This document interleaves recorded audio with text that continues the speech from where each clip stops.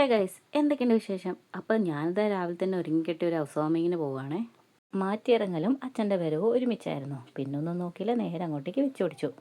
ഇന്നാണ് അച്ഛൻ അത്യാവശ്യം നല്ല ഓട്ടമുള്ള ദിവസമാണ്. അതുകൊണ്ട് തന്നെ ഞാൻ പറഞ്ഞു അച്ഛൻ ഞങ്ങൾ പൊക്കോളാന്ന്. പക്ഷെ അച്ഛൻ കേട്ടില്ല കേട്ടോ.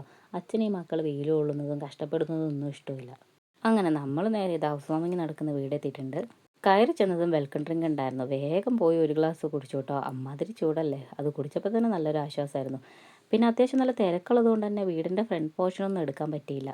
വീടൊക്കെ ചുറ്റിയടിച്ച് കറങ്ങി ഞങ്ങൾ പിന്നെ നേരെ പോയി ഫുഡ് കഴിക്കാൻ വേണ്ടിയിട്ട്. ഈ ചൂടത്ത് ബിരിയാണി കഴിക്കണോ വേണ്ടിയോ എന്നുള്ള രണ്ട് മനസ്സായിരുന്നു.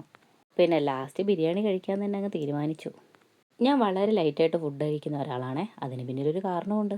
എൻ്റെ അച്ഛൻ ആദ്യം മരമില്ലായിരുന്നു ജോലി.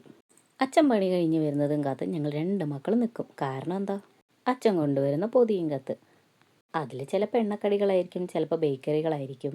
അപ്പോൾ ഈ പലഹാരപ്പൊതിയും ബേക്കറിയൊക്കെ കഴിച്ച് കഴിച്ച് കഴിച്ച് ഈ ചോറിനോട് തീരെ താല്പര്യമില്ലാണ്ടായി. അപ്പം ഞാനും അമ്മയും എന്നും അടിയായിരിക്കും ഈ ചോറിൻ്റെ കാര്യം പറഞ്ഞിട്ട്.